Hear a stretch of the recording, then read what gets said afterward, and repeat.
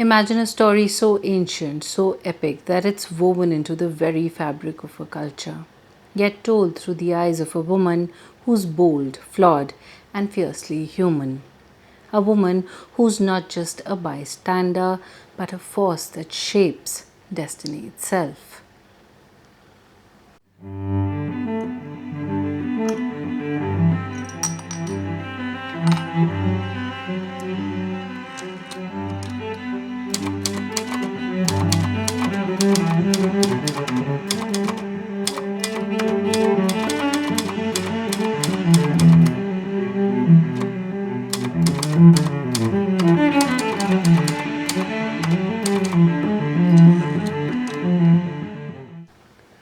Hi, I'm Ridhima. Welcome to The Old Trunk.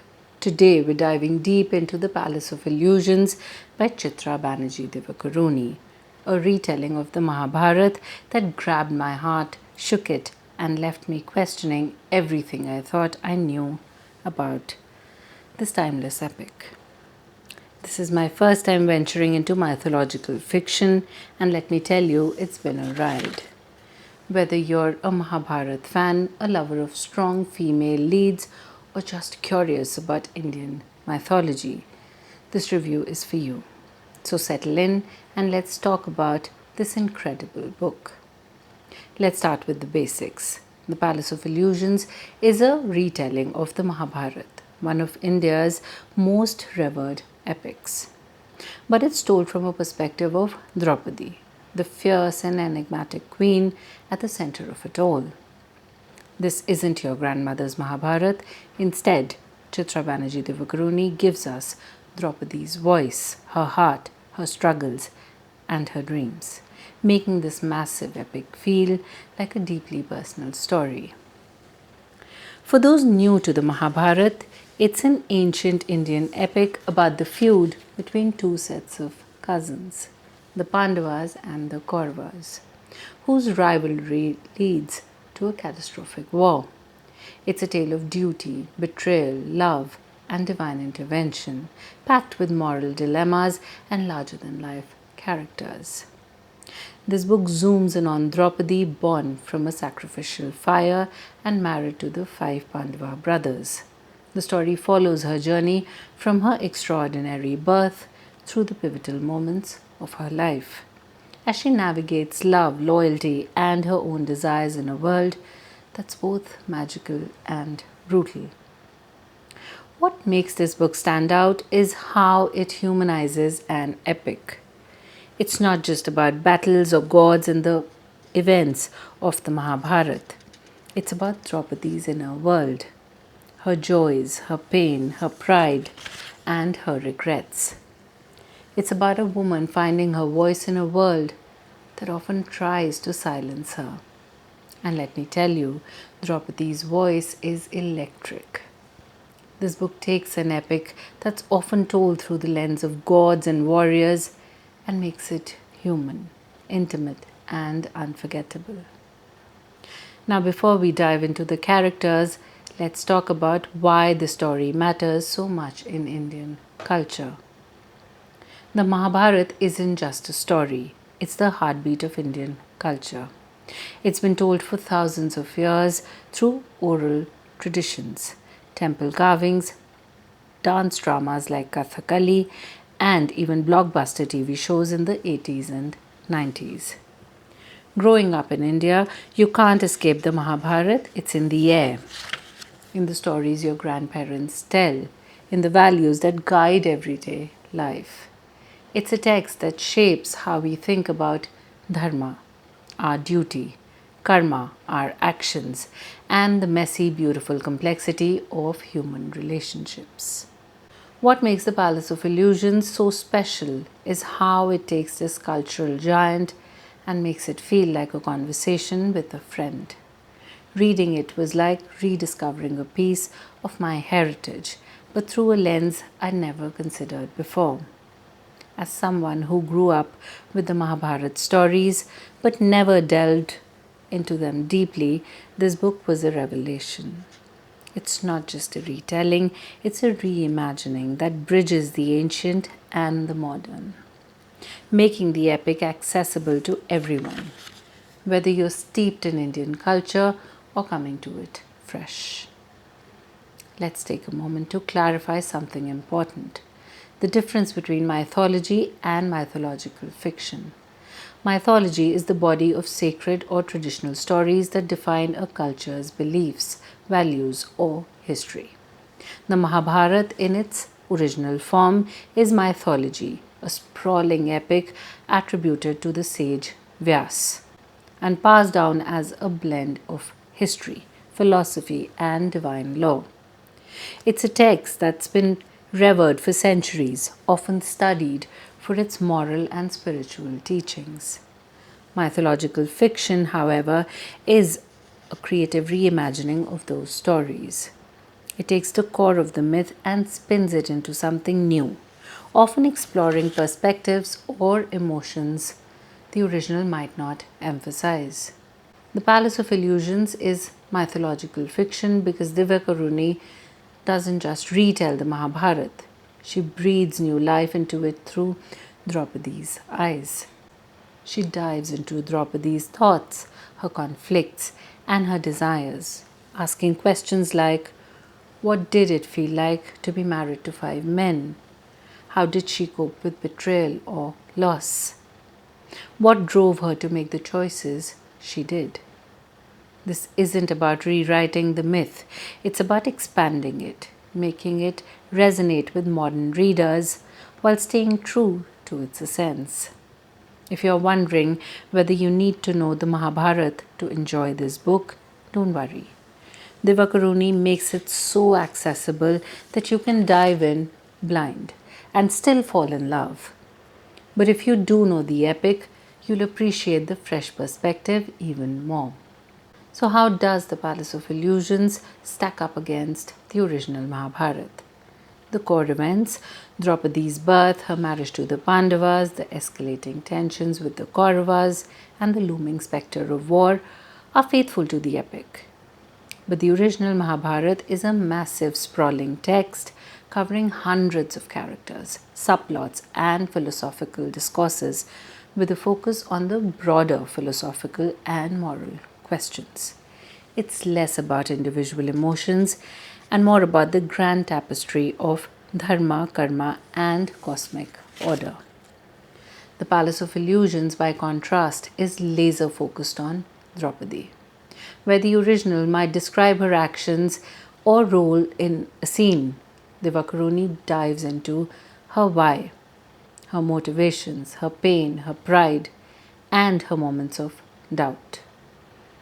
It's like taking a telescope to one star in a vast galaxy. This character driven approach makes the epic feel intimate, almost like a memoir. Another key difference is the tone. The Mahabharata can feel distant, with its focus on divine interventions and moral lessons. The Palace of Illusion feels intimate, emotional, and grounded, even when it's dealing with mythical elements. It's a retelling that honors the original while making it accessible and relevant to today's readers. Now let's talk about the characters who bring the story to life. These are the people who make the Palace of Illusions so unforgettable, and I'm going to analyze them through Draupadi's lens without spoiling the plot. Draupadi, also known as Panchaali, is the star of the show. Draupadi is born from a sacrificial fire, destined for greatness. But her life is anything but easy. As the narrator, she's our guide, and Divakaruni portrays her as a woman of fire, fierce, intelligent, and unapologetically herself. She's not a flawless heroine. She's proud, sometimes impulsive, and deeply aware of the weight she carries as the wife of 5 men. What I love about her is her complexity. She's a queen, a wife, a daughter, but also a woman grappling with her own desires and ambitions. Her strength lies in her resilience. She faces unimaginable challenges and still stands tall, but her vulnerability makes her relatable. Draupadi's voice is sharp, introspective, and sometimes heartbreaking, making her one of the most compelling narrators I've ever read. The Pandavas, Draupadi's five husbands, Yudhishthir, Bhim, Arjun, Nakul, and Sahadev, are central to the story, and Divakaruni gives each a distinct personality. Yudhishthir, the eldest, is the embodiment of dharma, but his rigid adherence to duty can be frustrating, especially for Draupadi. Bhim, the strong man, is fierce, loyal, and protective, with a softer side that's endearing. Arjun, the warrior and archer, is charismatic and skilled, but struggles with pride and self doubt. Nakul and Sahadev, the twins, are quieter but bring balance to the family dynamic. Through Draupadi's eyes, we see their strengths and flaws, and her relationships with them are complex. Sometimes loving, sometimes strained. Divakaruni masterfully shows how Draupadi navigates this unique marriage, balancing her role as a wife with her own identity. Karn. Okay, I have to pause here because Karn is my favorite character in the Mahabharata, and the Palace of Illusions only deepen that love. Karn is a warrior with a tragic aura, torn between loyalty and his own sense of justice. In this book, his connection with Draupadi is one of the most emotionally charged threads. Without spoiling anything, I'll say their interactions are layered with longing, respect, and unspoken possibilities. Karn embodies sacrifice and resilience, and his story adds a bittersweet depth to the narrative. Every scene with him felt like a punch to the heart, and I was rooting for him from start to finish. Krishna, the divine trickster. Krishna is Draupadi's friend, confidant, and guide. He's charming, wise, and always seems to be one step ahead of everyone else. Divakaruni portrays him as both human and divine, making him relatable yet enigmatic. His bond with Draupadi is one of mutual respect and deep understanding, and their conversations are some of the most thought provoking moments in the book. Krishna's presence adds a layer of magic and philosophy, grounding the story in its mythical roots. Other key figures in the novel are Duryodhan, the leader of the Kauravas, the antagonist, driven by ambition and envy. He's not a cartoonish villain. Divakaruni shows his motivations, making him complex and human. Then we have Kunti, the Pandavas' mother, another fascinating figure, a woman whose choices have far reaching consequences. Her relationship with Draupadi is layered with tension and affection, adding depth to the story. What makes these characters so special is how Divakaruni makes them feel real. They're not just mythical figures, they're people with dreams, flaws, and regrets. Draupadi's perspective lets us see them in a new light. And it's like rediscovering the Mahabharata through a friend's eyes. Let's talk about Chitra Banerjee Divakaruni's writing style, because it's a huge reason why this book is so captivating. Her prose is lyrical, almost poetic, with a rhythm that feels like storytelling around a campfire. She blends vivid imagery with deep emotional insight, making every scene come alive. Whether she's describing a palace glittering with illusions or Draupadi's inner turmoil, her words paint a picture that's both grand and intimate. What sets her apart is her ability to balance the epic scope of the Mahabharata with a deeply personal narrative. She doesn't overwhelm you with mythology's complexity. Instead, she focuses on Draupadi's voice, which is sharp, reflective, and sometimes heartbreakingly honest. The dialogue feels natural, and the way she weaves in philosophical questions about fate, duty, and love is seamless. It's a kind of writing that makes you pause and reread passages just to savor them. Divakaruni also uses magical realism to enhance the mythical elements like Draupadi's visions or Krishna's divine interventions without making them feel out of place. It's a delicate balance, and she nails it. If you love authors who can blend lush prose with deep character studies, you'll fall in love with her style. Now let's get personal because the Palace of Illusions hit me in ways I didn't expect. As I mentioned, this is my first mythological fiction read, and I went in a little nervous. The Mahabharata always felt immense and sacred in my mind. A towering epic I wasn't sure a novel could do justice to. Yet the Palace of Illusions exceeded every expectation. Reading it was like reconnecting with my cultural roots in a profoundly personal way. SS introduced me to the intricate stories of the Mahabharata, sharing vivid tales of some commonly known and mainly unknown characters, weaving their lessons into our conversations.